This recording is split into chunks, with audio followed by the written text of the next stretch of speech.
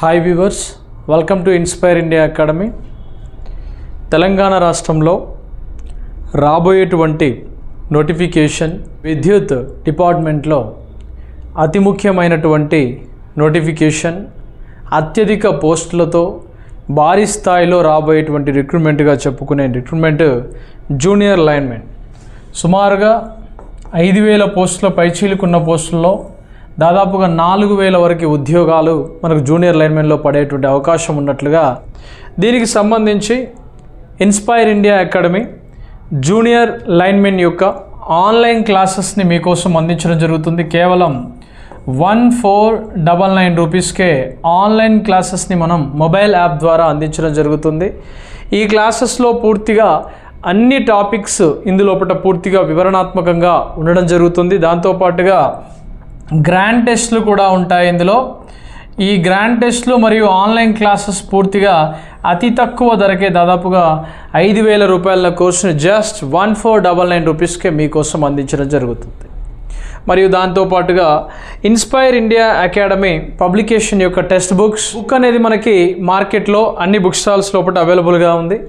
దాంతోపాటుగా వచ్చినటువంటి free booklet అనేది, ఈ ఫ్రీ బుక్లెట్ కూడా మీకోసము ఇంగ్లీష్ మీడియం టెక్స్ట్ బుక్ ఎవరైతే పర్చేజ్ చేస్తారో వాళ్ళకి ప్రత్యేకంగా అందించబడుతుంది. మరియు తెలుగు మీడియం యొక్క టెక్స్ట్ బుక్ 4th ఎడిషన్, ఈ 4th ఎడిషన్ టెక్స్ట్ బుక్ అనేది మార్కెట్లో అవైలబుల్గా ఉంది. ఇవి మొత్తం పుస్తకాలు అమెజాన్లో కూడా అవైలబుల్గా ఉన్నాయి. దీంతో పాటుగా అతి త్వరలో ఇన్స్పైర్ ఇండియా పబ్లికేషన్ తరపున మోడల్ పేపర్స్ కూడా రాబోతున్నాయి. వెయిట్ చేయండి. చాలా ఎక్స్ట్రాడినరీగా ఉండేటువంటి మోడల్ పేపర్స్, దాదాపుగా 35 వరకు మోడల్ పేపర్స్ అందించడం జరుగుతుంది. ఇది పూర్తిగా ఇన్స్పైర్ ఇండియా అకాడమీ మీకోసం ఇస్తున్నటువంటి అతి ముఖ్యమైనటువంటి టెక్స్ట్ బుక్గా మీరు తెలుసుకోవచ్చు. దీనిలో ముఖ్యంగా ఇంగ్లీష్ మొత్తం కంటెంట్ అంతా ఇందులో ఉంటుంది. దాంతోపాటుగా ఫ్రీ బుక్లెట్లో ఓల్ మ్యాటర్ అంటే దాదాపుగా మనకి ఏ విధంగా ప్రీవియస్ బిట్లు ఉన్నాయి, గ్రాండ్ టెస్ట్ పేపర్స్ ఎలా ఉన్నాయి, వివిధ రకాలైనటువంటి అంశాలన్నీ కూడా దాదాపుగా 170 అబోవ్ పేజెస్ అన్ని కూడా ఒక ఫ్రీ బుక్లెట్ రూపంలో మీకోసం అందించడం జరుగుతుంది. ఈ టెక్స్ట్ బుక్ అన్నీ కూడా పూర్తిగా అన్నీ కూడా అమెజాన్లో అవైలబుల్గా ఉన్నాయి. Wish all the best. తీసుకోండి. దానిలో ఉన్నటువంటి సబ్జెక్ట్ని చాలా ఎంజాయ్ చేస్తూ చదవండి. ఎందుకంటే నోటిఫికేషన్ అనేది ఏ టైంలోనైనా రావచ్చు. ఆ వచ్చే టైం వరకు మనం కనుక సన్నద్ధంగా ఉంటే మనం 100% ఉద్యోగం కొట్టడానికి అవకాశం ఉంటుంది. లేకపోతే పడితే చూద్దాం అని మాత్రం అనుకుంటే మాత్రం పడ్డాక మీరు పడిపోవాల్సిందే. గుర్తుపెట్టుకోండి. ఇది చాలామంది ఆస్పిరెంట్స్ ఏం చెప్తున్నారంటే, మనం వీడియోస్ చెప్తూ ఉంటాం, నోటిఫికేషన్ ఉంది చదవమని చెప్తూ ఉంటాం. మీరేం చేయాలి? దాన్ని చదవడానికి ప్రయత్నం చేయాలా? దానికి ఏదో ఒక వర్క్ చేసుకుంటేనే కనీసం 2-3 అవర్స్ అయినా చదవడానికి ప్రయత్నం చేయాలా? వీలైతే ఖాళీగా ఉంటే, ఒకవేళ మీరు కనుక బరువు బాధ్యతలు లేకపోతే, మీరు ఒకవేళ అన్మ్యారీడ్ క్యాండిడేట్స్ అయితే ఉంటే బయలుదేరి రావాలా. ఆఫ్లైన్ క్లాసెస్ కానీ ఆన్లైన్ క్లాసెస్ ద్వారా కానీ సబ్జెక్ట్ని పెంచుకునే ప్రయత్నం చేయాలని అడగండి. ఇన్స్టిట్యూట్ వాళ్ళందరూ కలిసి సీఎం నెల్లి అడగండి. ఫ్యాకల్టీ అందరూ కూడా కలిసి సీఎం నెల్లి అంటే అది ఏ టైంలో రావాలో ఆ టైంలో వస్తుంది.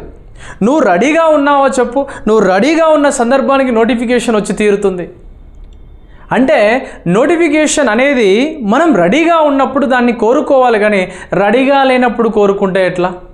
ఏదైనా ఊరికి వెళ్తూ ఉన్నావు అనుకోండి, బస్సు ఎక్కాలి, రెడీ కాకముందు బస్సు కోసం వెయిట్ చేస్తూ బస్సు వచ్చినాకనే రెడీ అవుతా అంటే అది 100% ఫెయిల్యూరే కదా ఆ జర్నీ. టేక్ ఇట్ ఈజీ తీసుకోండి. సీరియస్ తీసుకోండి. అది మీ ఇంట్రెస్ట్ మీద ఆధారపడి ఉంటుంది. ఓకే. కనెక్షను ఈ 31వ ప్రశ్నలో మనకి ఇవ్వడం జరిగింది. లాస్ట్ టైం మనకి ఎగ్జామ్లో అంతకుముందు ఏమిచ్చాడండి అంటే, ఇచ్చినటువంటి నిరోధములు ఏదిచ్చాడు? ఒక డెల్టా కనెక్షన్ ఉన్నటువంటి విలువలను స్టార్ కనెక్షన్లోకి మార్చమని అడిగాడు. డెల్టా కనెక్షన్లో ఉన్న విలువలని స్టార్ కనెక్షన్లోకి మార్చమన్నాము. అంటే ముందుగా ఈ క్వశ్చన్ని డిస్కస్ చేయడానికన్నా ముందు ఇంకొక క్వశ్చన్ పడే అవకాశం ఏమిటో చూద్దాం. ఇక్కడ RA is equal R1 into R2 plus R2 into R3 plus R3 into R1 by R3 అనేటువంటి విలువ చేసాం లాస్ట్ టైం ఎగ్జామ్లో వచ్చినప్పుడు. లేదా RB is equal R1 into R2 plus R2 into R3 plus R3 into R1 by R2 అని రాసాం. RC is equal R1 R2 R3 plus R3 R1 by R1 అనేటువంటి principal వేసాం. డెల్టా కనెక్షన్లో RA is equal RB is equal RC is equal 3R అనేటువంటి value వస్తుంది. ఇది చాలా important resultant రెసిస్టెన్స్లో. మనకు స్టార్ కనెక్షన్ విషయానికి వచ్చేవరకు R1 is equal RA RB by R1 plus RA plus RB plus RC అని. R2 is equal RA RC by RA plus RB plus RC అని. R3 విలువ రాసినప్పుడు RB and RC by RA plus RB plus RC అని రాశాం. దానితో పాటు ఇక్కడ ఏమి ఇచ్చాడు, R star is equal R delta by 3గా రాస్తాం. R డెల్టా బై 3గా రాస్తాం. ఇక్కడ మనకి వాల్యూ 3R కనుక ఇక్కడ మనకి ఇచ్చినటువంటి దాంట్లో R star value equals to మనకు కావాలి. స్టార్ కనెక్షన్లో ఎంత, డెల్టా కనెక్షన్లో ప్రతి నిరోధం ఎంత, 1 ఓము కాబట్టి 1/3 ఓమ్స్. ఎంత సింపుల్గా ఉంటుంది. లాస్ట్ టైం ఇచ్చినటువంటి ప్యాటర్న్ ఏమో ఇది, ఈసారి ఇచ్చినటువంటి ప్యాటర్న్ ఇది. కాబట్టి ఈ రెండు ప్యాటర్న్స్లో మళ్ళీ ఏదైనా ఒక మోడల్ మళ్ళీ దిగే అవకాశం ఉంటుంది. ఎట్టి పరిస్థితుల్లో దిగకుండా అయితే ఉండదు. కాబట్టి జాగ్రత్తగా ఉండి చేసుకుంటే సరిపోతుంది. Delta to star, star to delta values ఇచ్చినప్పుడు. ఓకే, B మరియు D అంతటా వోల్టేజ్ 10 వోల్ట్స్గా అయితే 3 ఓములు 4 ఓముల ద్వారా ప్రవాహం ఎంత అని అడుగుతున్నాడు 32వ ప్రశ్నలో. దీనిలో ఒకసారి చూసినప్పుడు మనకు ఇచ్చినటువంటి సూత్రం I is equal V/R. V/Rలో వోల్టేజ్ 10 వోల్ట్స్ ఉన్నప్పుడు రెసిస్టెన్స్ ఎంత అండి, 3 ఓములుగా ఉన్నప్పుడు మనకి ఆన్సర్ ఎంత వస్తుందండి, 3.33 amps వస్తుంది. రెండవ నిరోధము గురించి అడిగినప్పుడు I is equal 10/4 అన్నప్పుడు మనకి ఎంత వస్తుంది, 2.5 amps రావడం జరుగుతుంది. ఇందులో 3 అండ్ 2.5 amps మనం చూస్తే సరిపోతుంది. అంటే చిన్న లెక్కే కానీ ఆ టైంకి అది ఆలోచించే విధంగా రావాలి. మూడవ ప్రశ్న, ఇటువంటి లెక్కలు ఇచ్చినప్పుడు వదులుకోవద్దు. ఒకసారి మనం కొంచెం జాగ్రత్తగా ఉండి చేసుకుంటే చాలా మంచి లెక్కలు ఇవన్నీ కూడా మన స్కోర్ కావడానికి. 9 ఈక్వల్ రెసిస్టెన్సెస్ సమాంతరంగా అనుసంధానించబడిన 9 సమాన ప్రతిఘటనలకు అన్నాడు. ప్రతిఘటన, ఘటన, గణన ఇవన్నీ పదాలు అర్థం చేసుకోవాలి. ఈ ప్రతిఘటన మా సార్ చెప్పలేదని నువ్వు తెల్ల ముఖం వేయద్దు. అప్పుడు నీకు డౌట్ వచ్చినప్పుడు ఇంగ్లీష్లోకి వెళ్తే నీకు అది ఏం పేరండి, అది రెసిస్టెన్స్, నిరోధముని అచ్చ తెలుగులో ప్రతిఘటన అంటారు. జాగ్రత్తగా వినండి. అండ్ సమానమైనటువంటి నిరోధము విలువ ఎంతట, 2.9 2/9 ఓమ్స్. 5 సిరీస్లో అనుసంధానించబడినప్పుడు సమాన ప్రతిఘటన ఎంత? ఫర్ ఎగ్జాంపుల్ చూద్దాం. ఇక్కడ మనకి ఇచ్చినటువంటి దానిలో అనుసంధానించబడిన అని అడిగాడు. సమాంతరంగా అనుసంధానించబడిన 9 సమాన నిరోధములకి, అంటే ఇక్కడ చూడండి ఇచ్చినటువంటి విలువ ఎంతండి, 2/9. అవి ఎలా అమర్చబడాయి, సమాంతరంగా అనుసంధానం చేయబడి ఉన్నాయి. అంటే వచ్చినటువంటి నిరోధంలో వాల్యూ ఎంత వస్తుందండి, R/9గా రాయండి. ఇక్కడ ఇచ్చినటువంటి దాంట్లో క్రాస్ మల్టిప్లై మీరు ఒకసారి చేస్తే R × 9 is equal 2 × 9 అవుతుంది. 9కి 9 కనుక క్యాలిక్యులేట్ అయిపోతే ఈ రెండు క్యాన్సిల్ అయితే అప్పుడు ఎంత మిగులుతుందండి, 2 ఓములు మిగులుతుంది. అంటే సమాంతర అనుసంధానములో 9 నిరోధముల యొక్క అనుఘటకము విలువ, అంటే దాని యొక్క 9 నిరోధముల యొక్క సమాన నిరోధము విలువ ఎంత, 2/9 అయినప్పుడు ఒక్కొక్క నిరోధము 2 ఓములు చేస్తుంది. ఎన్ని ఓములు చేస్తుందండి, 2 ఓములు. ఇప్పుడు ఒకసారి రండి. ఇప్పుడేమన్నాడు, 5 సిరీస్లో ఎన్నట, 5 సిరీస్లో సూత్రం ఏంటి? సిరీస్ సూత్రం RS = N × R. అంటే ఎన్ని ఉన్నాయి ఇక్కడ? 5. 5 × 2గా రాస్తే మనకు వచ్చినటువంటి ఆన్సర్ ఏంటండి? 10 ఓములు వస్తుంది. అంటే ఏంటి?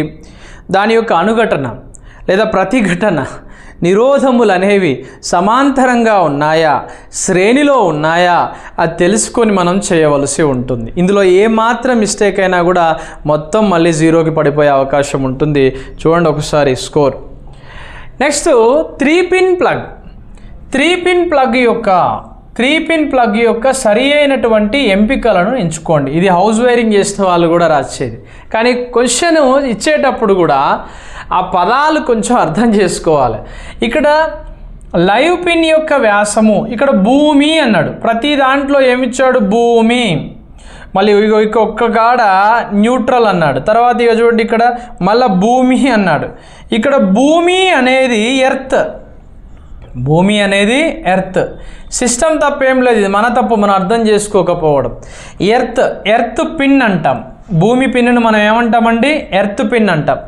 ఈ ఎర్త్ పిన్ విషయానికి వచ్చినప్పుడు ఒక 3 ప్లగ్ని మనం పరిశీలించినప్పుడు 3-పిన్ ప్లగ్ని, దీనిలో మధ్యలో ఉన్నటువంటి ఈ పిన్నుని మనం ఏమని పిలుస్తామంటే ఎర్త్ పిన్ అంటాం. ఎర్త్ పిన్ అని పిలుస్తాం.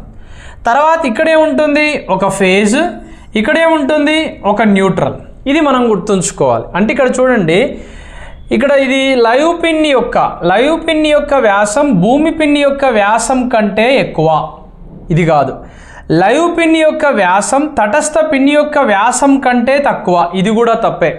అంటే భూమి అంటే ఎర్త్ పిన్ యొక్క వ్యాసం. ఎర్త్ పిన్ యొక్క వ్యాసం అనేది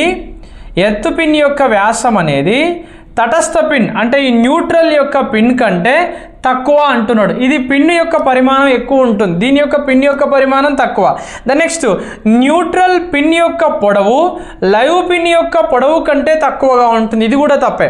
ఇక్కడ చూడండి, ఎర్త్ పిన్ పొడవు, ఎర్త్ పిన్ అంటే ఏంది? ఈ పొడవు. ఎర్త్ పిన్ యొక్క పొడవు తటస్థ పిన్ యొక్క పొడవు కంటే ఎక్కువ. అంటే ఈ న్యూట్రల్ పిన్ కన్నా ఎర్త్ పిన్ యొక్క పొడవు ఎక్కువ.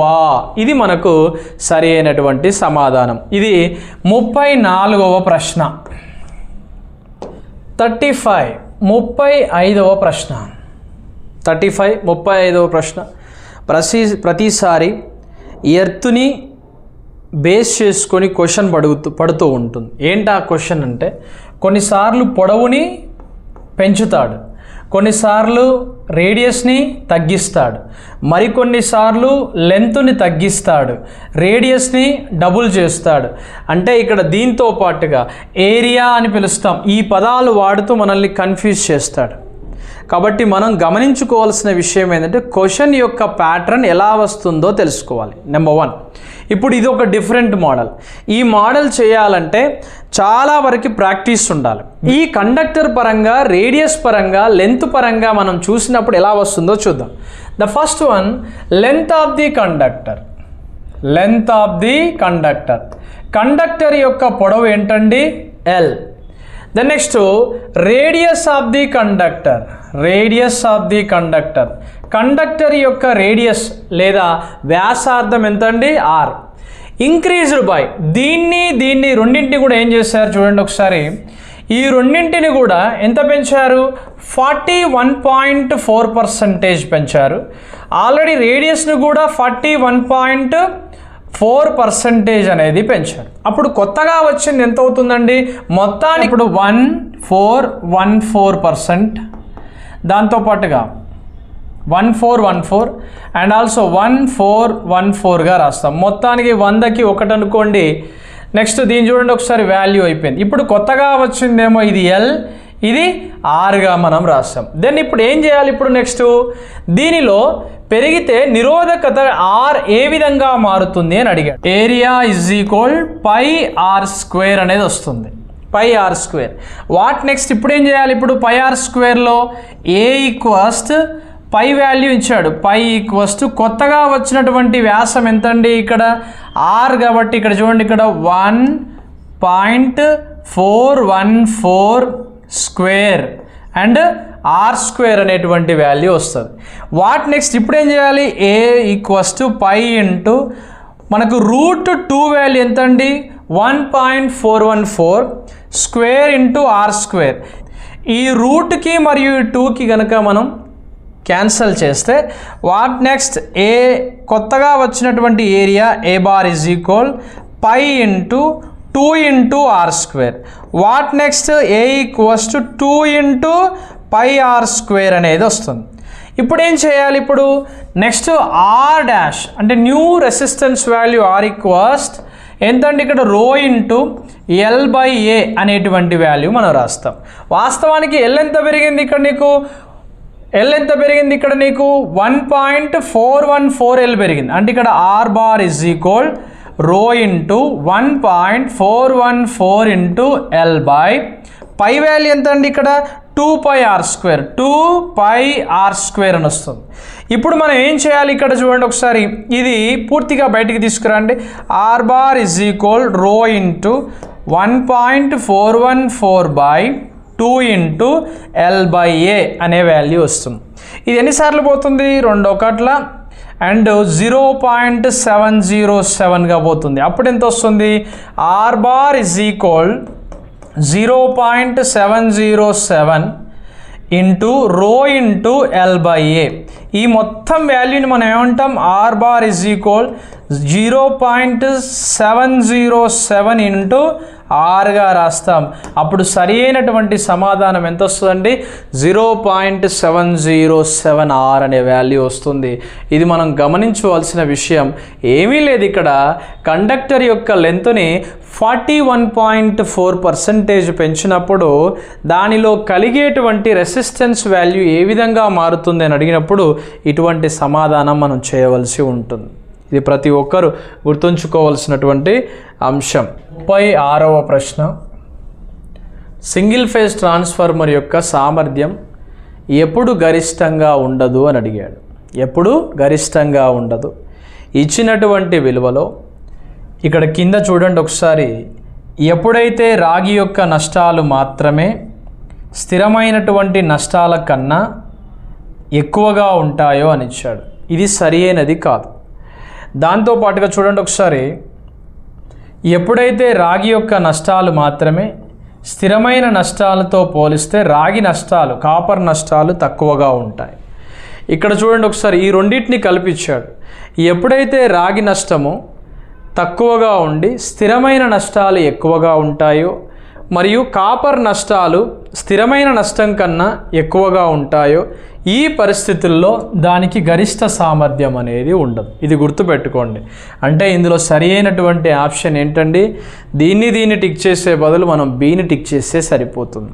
ట్రాన్స్ఫార్మర్ యొక్క సామర్థ్యం ఎప్పుడు గరిష్టంగా ఉంటుందండి అంటే ఆ ట్రాన్స్ఫార్మర్లోని కాపర్ లాసెస్ ఏవైతే ఉంటాయో ఆ కాపర్ లాసెస్ అనేవి వాటి యొక్క ఐరన్ లాసెస్ కనుక సమానంగా ఉన్నప్పుడు ఆ ట్రాన్స్ఫార్మర్ యొక్క సామర్థ్యం గరిష్టంగా ఉంటుంది. ఇక ఉండనటువంటి సందర్భం ఏంటండి అంటే అది లెస్ దెన్ గ్రేటర్ దెన్గా మనం మారినప్పుడు దానిలో ఎటువంటి సామర్థ్యం గరిష్టంగా ఉండే అవకాశాలు అనేవి ఉండవు. ఇది మనం గుర్తుపెట్టుకుంటే సరిపోతుంది. దాని నెక్స్ట్ 37వ ప్రశ్న, if I1 and I2 are primary current and load current, primary current ఏమో I1, load current ఏమో I2, single phase transformer, then the current following is secondary winding ki in the opposite direction of primary current, ఒకవేళ I1 మరియు I2లు ప్రాథమిక current మరియు load current గనక అయితే ఆ single phase auto transformer అయితే వ్యతిరేక దిశలో సెకండరీ వైండింగ్లో ప్రవహించే ప్రాథమిక కరెంటు యొక్క విలువ ఎంత అన్నాడు. ఏమీ లేదు, ఇక్కడ గుర్తుపెట్టుకోవాల్సింది మనం ఒకసారి పరిశీలిస్తే అన్ని ట్రాన్స్ఫార్మర్ల కన్నా చాలా శక్తివంతమైన ట్రాన్స్ఫార్మర్ ఏమిటి అని అడిగితే దాన్ని మనం ఏమని చెప్పొచ్చు అంటే ఆటో ట్రాన్స్ఫార్మర్ అని చెప్పొచ్చు. ఆటో ట్రాన్స్ఫార్మర్లో కాపర్ యొక్క నష్టాలు తక్కువగా ఉంటాయి. ఎందుకంటే కాపర్ యొక్క పొదుపు ఎక్కువ, కాపర్ని వినియోగించే విధానం కూడా తక్కువగా ఉంటుంది. దేని యొక్క ప్రత్యేకత? ఇది ఆటో ట్రాన్స్ఫార్మర్ యొక్క ప్రత్యేకత. అందుకే ఈ ఆటో ట్రాన్స్ఫార్మర్ అనేటువంటి ప్రశ్నను ప్రతిసారి ఎగ్జామ్లో ఏదో ఒక రూపకంగా అడుగుతూ ఉంటాడు. ఒకసారి ఏమి ఇచ్చాడంటే అత్యధిక సామర్థ్యమును చూపే ట్రాన్స్ఫార్మర్ ఏమిటి అన్నాడు, ఆటో ట్రాన్స్ఫార్మర్. ఇంకొకసారి ఏమడిగాడండి అంటే ఏ రకమైనటువంటి ట్రాన్స్ఫార్మర్లో కాపర్ యొక్క నష్టాలు చాలా తక్కువ అని అడిగాడు. అదేంటండి? Auto transformer. ఎందుకంటే కాపర్ని తక్కువగా ఉపయోగిస్తూ ఉంటాం. అంటే ఇక్కడ ఆటో ట్రాన్స్ఫార్మర్ విషయానికి వచ్చేవరకు ఎలక్ట్రికల్లీ అండ్ ఎలక్ట్రికల్గా మరియు ఇండక్ట్రికల్లీగా కూడా రెండింటి పరంగా కూడా ఆటో ట్రాన్స్ఫార్మర్ అనేది సమానంగా ఉంటుంది, గుర్తుంచుకోవాలి. ఇప్పుడు మనల్ని అడిగిన క్వశ్చన్ ఏంటి అంటే ఇక్కడ మనకి ప్రైమరీకి సప్లై చేయబడ్డ కరెంట్ ఏంటండి? I1. సెకండరీకి వచ్చినటువంటి కరెంట్ ఏంటండి? I2. ఇది సెకండరీ అంటే ఏంటిది? ఇక్కడ లోడ్గా మనం చూడవచ్చు. ఇప్పుడు ప్రాథమిక మరియు లోడ్ కరెంటు విషయానికి వస్తే వ్యతిరేక దిశలో అని అడిగాడు. ఏ దిశలో? వ్యతిరేక దిశలో అన్నాడు. I1 is equal I2 plus ISC అంటాం. ISC అంటే ఏంటిది? Secondary current. ఇప్పుడు సెకండరీ అపోజ్ చేసినప్పుడు ఎంత వస్తుందండి నీకు? ఇక్కడ I1 మైనస్ I2 అనేటువంటి విలువ వస్తుంది. అప్పుడు I సెకండరీ ఆపోజిట్గా ఉన్నప్పుడు minus of I1 minus I2 అని మనం రాస్తాం. ఇప్పుడు మళ్ళీ మనకి ఏమొస్తుంది? ఇక్కడ I2 మైనస్ I1గా మనం రాయడం జరుగుతుంది. ఇక్కడ సెకండరీ. ఇటువంటి పరిస్థితుల్లో మనకి ఎంత వస్తుందండి? ఇక్కడ సెకండరీ వ్యతిరేక దిశలో సెకండరీ వైండింగ్లో ప్రవహించే ప్రాథమిక కరెంటు యొక్క విలువకు సూత్రం ఏంటండి? I2 మైనస్ I1గా మనం రాసుకోవాల్సి ఉంటుంది. ఇంకా ఈ టైప్ ఆఫ్ క్వశ్చన్స్ని మనల్ని ఆటో ట్రాన్స్ఫార్మర్ మీద ఖచ్చితంగా ప్రతిసారి ఎగ్జామ్లో క్వశ్చన్ అడుగుతూ ఉంటాడు. దాంతోపాటుగా సిటీ ట్రాన్స్ఫార్మర్ మీద కూడా క్వశ్చన్స్ పడుతూ ఉంటాయి. కాబట్టి చదివేటప్పుడు వెయిటేజ్ ఎక్కడ వస్తుంది అంటే చదివేటువంటి ప్యాటర్న్ ఎట్లుంది, దాంట్లో మీరు ఏదైనా టాపిక్ సెలెక్టివ్ తీసుకున్నప్పుడు దానిలో హోల్ టాపిక్ సంబంధించిన అంశాలు కవర్ అవుతున్నాయా లేదా అని చెక్ చేసుకోవాలి. ఇది గమనించండి. 38వ ప్రశ్న. ఒక అమ్మీటర్ మరియు ఒక వోల్ట్ మీటర్ ప్రస్తుత అన్నాడు. ప్రస్తుత అనేటువంటి పదం వాడినప్పుడు ఇక్కడ గుర్తు రావాల్సింది ఏంటంటే కరెంట్ ట్రాన్స్ఫార్మర్ సిటీ మరియు పొటెన్షియో ట్రాన్స్ఫార్మర్ ఏంటండి పీటీ యొక్క సంబంధిత ద్వితీయ వైండింగ్లకి అనుసంధానించబడి ఉంటున్నాయి. అనుకోకుండా సిటీని షార్ట్ సర్క్యూట్ చేయబడి ఉంది. సిటీ ఏం చేయబడింది? షార్ట్ సర్క్యూట్ చేయబడి ఉంది. దేన్ని షార్ట్ సర్క్యూట్ చేస్తారు? సెకండరీని. పీటీని సెకండరీలను ఓపెన్ సర్క్యూట్లో కనుక ఉంచినట్లయితే అప్పుడు ఏమవుతుంది అని అడిగాడు. City transformer and PT transformer. City ట్రాన్స్ఫార్మర్లో మనం ఒకసారి చూస్తే కరెంటు ట్రాన్స్ఫార్మర్లో దాని యొక్క ప్రైమరీ అనేది అధికంగా క్రాస్ సెక్షనల్ ఏరియాతో కలిగి ఉండడం జరుగుతూ ఉంటుంది. ఇందులో ప్రైమరీ అనేది అధిక క్రాస్ సెక్షనల్ ఏరియాని చూపుతుంది. దాని యొక్క సెకండరీ విషయానికి వస్తే సెకండరీ అనేది కోర్ మీద మనకి అమ్మీటర్ సహాయంతో కలపబడి ఉంటుంది. ఈ అమ్మీటర్ యొక్క రేటింగ్ ఎంత ఉంటుందండి? 5 amps. ఎప్పుడైనా సిటీ యొక్క సెకండరీని ఎట్టి పరిస్థితుల్లో మనం ఏం చేయాలి? ఇక్కడ షార్ట్ సర్క్యూట్ చేయబడి ఉండాలి. అంటే ఈ వాదన బలమైంది అని చెప్పచ్చు. రెండో విషయం, ఇక్కడ ఎన్ని యాంప్స్ ఉంటుంది? 5 amps ఆఫ్ రేటింగ్. దీన్ని సిరీస్ ట్రాన్స్ఫార్మర్ అని కూడా పిలుస్తారు. దేన్ని? City transformer. దాంతోపాటుగా పొటెన్షియో ట్రాన్స్ఫార్మర్ విషయానికి వస్తే పొటెన్షియో ట్రాన్స్ఫార్మర్లో పూర్తిగా మనకు సెకండరీ వైపు మనకి ఏముంటుందండి అంటే వోల్ట్ మీటర్ అనేది ఉంటుంది. దీని వోల్టేజ్ యొక్క రేటింగ్ ఎంత ఉంటుందంటే 110 voltsగా ఉంటుంది. ఇక్కడ సెకండరీని మనం ఓపెన్ చేసి ఉంచుతాం. దేంట్లో? పొటెన్షియో ట్రాన్స్ఫార్మర్లో. కనుక ఇది కూడా సరి అయినదే. అంటే ఒక అమ్మీటర్, ఒక వోల్ట్ మీటర్ సిటీ మరియు పీటీల పరంగా వాటి ద్వితీయ వైండింగ్లని అనుసంధానించినప్పుడు సిటీని షార్ట్ సర్క్యూట్ చేసి ఉంచాలి, పీటీలని ఓపెన్ సర్క్యూట్ చేసి ఉంచినట్లయితే అప్పుడు సిటీ కానీ పీటీ కానీ రెండూ కూడా పాడైపోవు. ఈ పాయింట్ గుర్తుపెట్టుకోండి. రెండూ కూడా డిస్టర్బ్ కావు. ఎందుకండి అంటే ఇచ్చినటువంటి క్వశ్చనే సరి అయింది. ఇచ్చినటువంటి క్వశ్చనే మనకి కనెక్షన్కు సంబంధించింది కాబట్టి దానిలో ఎట్టి పరిస్థితుల్లో మనం డౌట్ పడాల్సిన అవసరం లేదు. అంటే సింపుల్. ద నెక్స్ట్ ఇంకొక క్వశ్చన్ చూద్దాం. L1 మరియు L2 39వ క్వశ్చన్. L1 మరియు L2 2 limbs of core type transformer అని అడిగాడు. ఇక్కడ చూడండి, L1 మరియు L2 అనేటువంటి కోర్ టైప్ ట్రాన్స్ఫార్మర్, 2 లిబ్బులు కలిగి ఉన్నటువంటి కోర్ టైప్ ట్రాన్స్ఫార్మర్ యొక్క అన్నాడు. ఇది ట్రాన్స్లేషన్ కూడా సరిగ్గా చేయలే క్వశ్చన్ని. చూడండి ఒకసారి, మనమే చదువుకోవాలి. ఇక్కడ L1 L2 2 లిబ్బుల core type transformer యొక్క అని చదవాలి. క్వశ్చన్ పేపర్లోనే అలా వచ్చేసింది.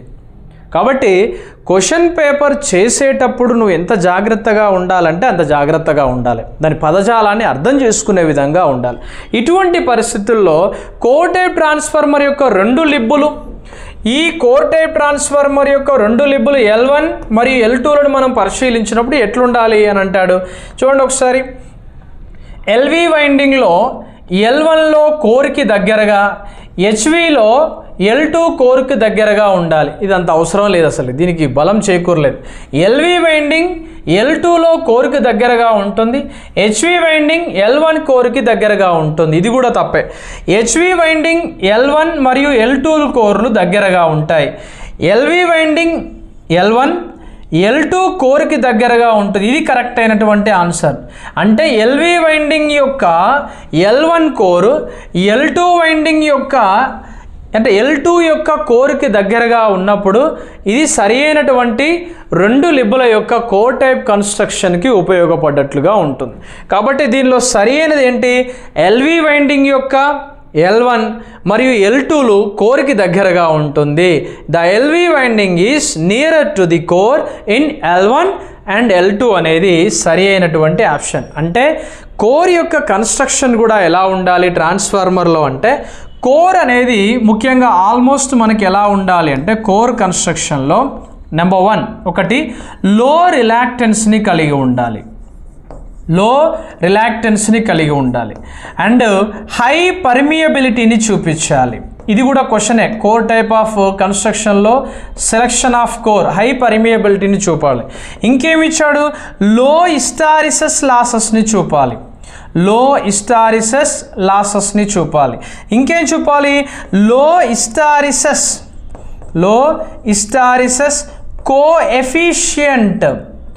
కోఎఫిషియంట్ లాసెస్ని కలిగి ఉండే విధంగా ఉంటే అది మంచి కోర్గా ఉంటుంది. మనం ఇప్పుడు ట్రాన్స్ఫార్మర్ యొక్క కోర్ కన్స్ట్రక్షన్లో ఒకటి CRGO కోర్ని మరియు దాంతోపాటుగా హై సిలికాన్ స్టీల్ని కనుక మనం ఉపయోగించామనుకోండి, CRGO స్టీల్ యొక్క విషయానికి వచ్చినప్పుడు దీని యొక్క ఫ్లక్స్ డెన్సిటీ అనేది 1.8 వెబర్ పర్ మీటర్ స్క్వేర్ ఉంటుంది. ఇది గుర్తుపెట్టుకోండి.